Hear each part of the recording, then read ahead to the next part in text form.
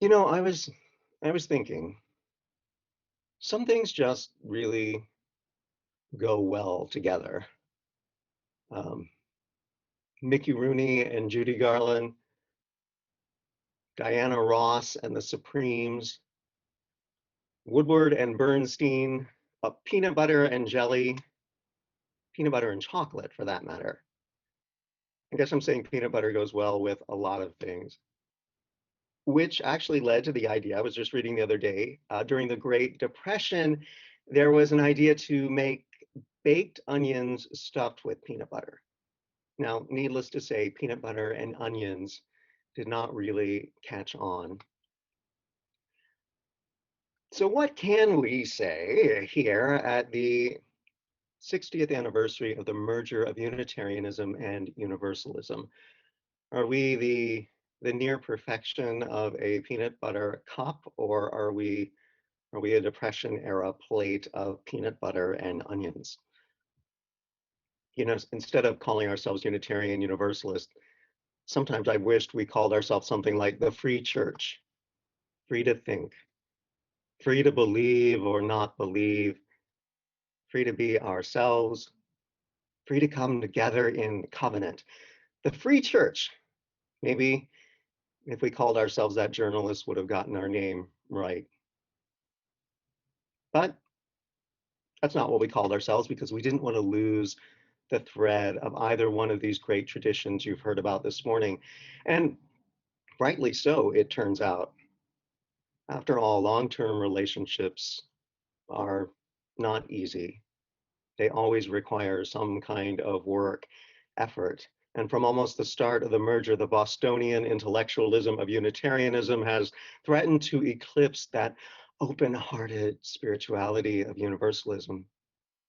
In recent years, there's been a conscious effort to make room for both because it is the evolution of these merged gifts that offers a faith for our world today. You know, 60 years ago, upon the occasion of the merger, Reverend Donald Harrington said, "It is our tremendous potential, caused in turn by this new world's need for a religion which is dynamic instead of static, united instead of divisive, universalistic instead of particularistic, history making rather than history bound. I say it is our tremendous potential and the feeling of its surge and excitement in us and in our churches that made this Unitarian Universalist merger necessary and indeed inevitable." That was 1961, midst of the civil rights movement, when the world needed a faith movement that was uniting, theologically diverse, and yes, socially engaged. Still sounds, well, almost uncomfortably relevant. Look, I know how hard this past year has been for all of us. There's been loss, confusion, isolation, depression, grief, and we have witnessed some terrible things. The words of our former president, the actions of conspiracy theorists, the strident voices of white nationalistic pundits. Responding from the Unitarian side of our tradition is fairly easy. We can call out these behaviors from a place of reasoned debate. But listen deeply to this ugliness, and you'll hear a primal cry for the healing and loving accountability we inherit from Universalism, which is also built into our faith movement. And that is the word for it, movement. Unitarian Universalism is actually going someplace, even when it's hard, like being accountable for ableism and white supremacy right here in our own systems. But even when it feels as awkward as peanut butter and onions, I am proud to be part of a faith tradition that doesn't take the easy way out. This week I was working on a paper for my doctoral program. Subject: Unitarian Universalism's Understanding and Response to Trauma. So I found myself envying some of my classmates who can easily look in a book to see what their religion says about this subject. Our principles and sources are not really a roadmap. How we use these tools, and that's what they are, tools to respond to suffering, to injustice, well, that's up to us. And we're still figuring it out. As seen when our Fullerton congregation recently voted to add to the 7 principles the 8th principle dedicated to racial justice. So this week, after I was done complaining, and I did that for a while, but complaining because this paper was so hard to write, I realized what a gift it is to be part of a living tradition where the answers are still unfolding. That what we have inherited from Unitarianism is to be thoughtful and informed, and from Universalism is to be inclusive and loving. Both together help us to be balanced, whole human beings. And in a world where the Israel-Palestine conflict exists, where COVID devastates the most vulnerable in India, in a world with so much brokenness, people want to know how to be whole.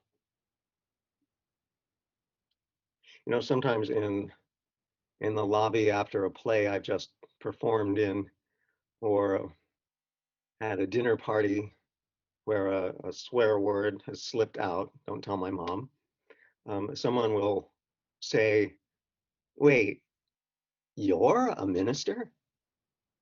I'm never quite sure if I should be flattered or insulted. But then they ask, what is this thing called Unitarian Universalism?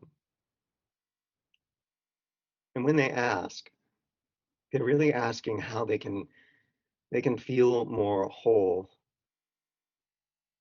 So on the 60th anniversary, let's commit to telling them about ourselves as though we were huddled around a campfire. We can no longer keep this 60-year secret, and we can tell them we're this big starry sky full of possibility under which freely flow multiple streams of belief, and that we think the real test of faith is in choosing to come together in a world where human intervention works to keep us apart. And as we tell this story around this campfire, you can picture them beginning to lean in, and they do. I've seen it. And there is a whisper that rises among these listeners. This religious option exists? I never knew. So rather than say we are 60 years old today, let's say we are 60 years young. And we still have a faith that is youthfully revolutionary if we could just get out of our own way and share it. Because we have yet to fully discover what we can be. May this be our moment of reckoning where we commit to continuing that discovery with joy, with celebration, and with the uniting waters of Unitarians' courageous, steady stream and Universalism's welcoming river depths. We find ourselves in that communal sea where our free church, an ark of hope and possibility, floats and moves and learns to shift nimbly with each new turn of the tide.